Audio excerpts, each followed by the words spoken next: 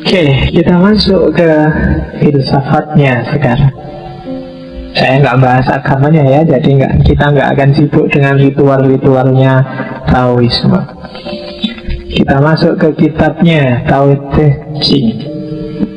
Apa sih Tao? Sejak tadi Toa Tao itu. Apa Tao itu? Kamu kenali Cao, Tao nggak kenal. Tao adalah tidak bisa didefinisikan. Kalau kamu baca Tao Te Ching, tidak bisa kamu mendefinisikan. Tidak ada definisinya. Susah ya terus. Kalau ini yang tak tulis di situ Tao adalah itu hasil penelitian ya para ilmuwan setelah baca-baca. Oh berarti Tao itu tuh. Itu kesimpulan mereka. Tapi tidak terdefinisikan. Kalau ada orang tanya Tao itu apa? Tidak ada definisinya. Jalani aja hidupmu apa adanya. Nanti kamu akan ngerti sendiri apa itu Tao. Itu kan membingungkan. Tao adalah kenyataan terakhir.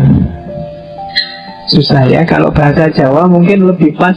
Tao adalah kasunyatan, realitas hidup yang sejati. Itu Tao. Realitas hidup yang sejati itu kan tidak bisa dipikir, tidak bisa digambarkan, tidak bisa kamu reka-reka. Selalu dia melampaui apa yang kamu pikir. Itu realitas, kasunyatan. Yang ini nanti diadopsi oleh Heidegger ke barat, jadi namanya faktisitas. Hidup kita itu kan berhadapan dengan kasunyatan.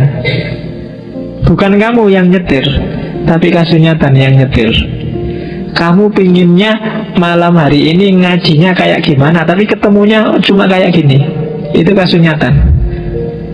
Atau kamu merasa alah ngaji mesti ngantuk. Begitu, ternyata nggak ngantuk. Itu kasunyatan. Bukan kamu yang nyetir. Dulu waktu kecil cita-citamu jadi pilot, jadi dokter, jadi apalah. Tapi begitu lu kuliah kok UIN, Usuluddin, mesti nggak bisa. Itu kasunyatan.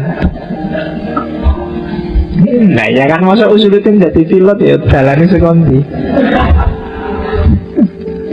Jadi realitas hidup yang sejati yang harus kamu hadapi. Kalau digambarkan nanti ketemunya kayak penggambaran tentang Tuhan, meliputi segala sesuatu, mendasari segala sesuatu, mengatasi segala sesuatu. Kalau dipersonifikasikan, kasunyatan itu jadinya Tuhan. Itu yang membedakan agama-agama timur yang disebut agama bumi oleh beberapa ilmuwan dan agama-agama formal, agama wahyu. Agama-agama timur jarang mempersonkan yang kamu sebut Tuhan. Kalau agama formal semua dipersonkan, ada sosok tertentu. Kalau di timur enggak. Kayak Tao ini kan, dia meliputi segala sesuatu, dia mendasari segala sesuatu, melampaui segala sesuatu. Dan gara-gara dialah realitas ini ada. Bahkan dia sendiri adalah dasar dari realitas itu. Itulah Tao. Dijelaskan nggak bisa, kamu jalani dan rasakan aja. Hujan itu juga kasunyatan. Kamu nggak mikir kan tadi mau hujan, tiba-tiba hujan. Itu faktisitas yang harus kamu hadapi. Bukan kamu kan yang kontrol, bukan kamu yang ngatur, tapi ada yang ngatur. Jalanmu malam ini berarti harus berhadapan dengan hujan. Yang secara harfiah artinya jalan.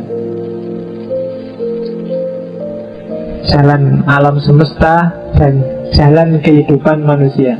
Yang helm dan jaketnya di luar harus diambil. Karena kalau enggak helmmu jadi cedok nanti. Oke, ya. Jadi secara harfiah Tao itu artinya jalan.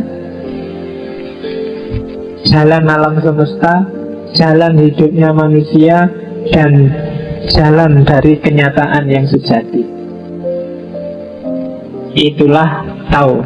Nah, ini jangan ditanyakan definisi tepatnya apa. Dia tidak bisa didefinisikan, hanya bisa dipahami dengan cara apa? Direct experience, dengan cara huduri, pengalaman langsung. Kalau kamu ingin merasakan tahu, hiduplah yang benar, jalani hakikatmu sebagai manusia yang benar. Kamu akan mendapatkan tahu. Jadi itu yang pertama.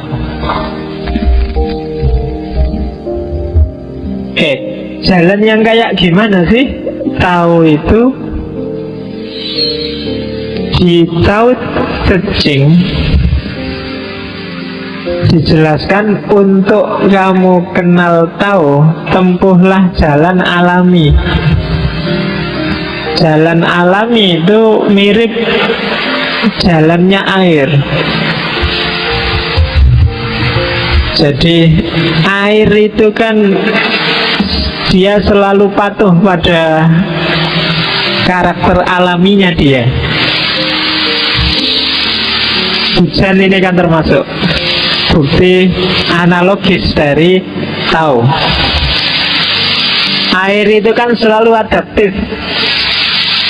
Dia tidak pernah menolak takdir yang dijatuhkan pada dirinya. Kadang-kadang dia dikasih teh, dikasih gula, jadilah teh, terus diminum. Dia tidak pernah memberontak. Nasibnya baik, dia diminum. Atau ada yang jadi hujan, nanti masuknya ke got. Ada yang di kamar mandi, nasibnya agak jelek, dia takdirnya harus, tapi nggak memberontak. Dia ngerti jalannya memang harus seperti itu. Padahal dia kuat luar biasa loh. Kalau dia mau, alam semesta bisa hancur oleh kekuatannya. Masih ingat tsunami, masih ingat banjir. Tapi kalau terjadi banjir dan macam-macam, itu bukan karena dia. Dia hanya ikut takdirnya. Karena kamu yang menebangi pohon, maka lahirlah banjir. Alam jadi tidak harmonis.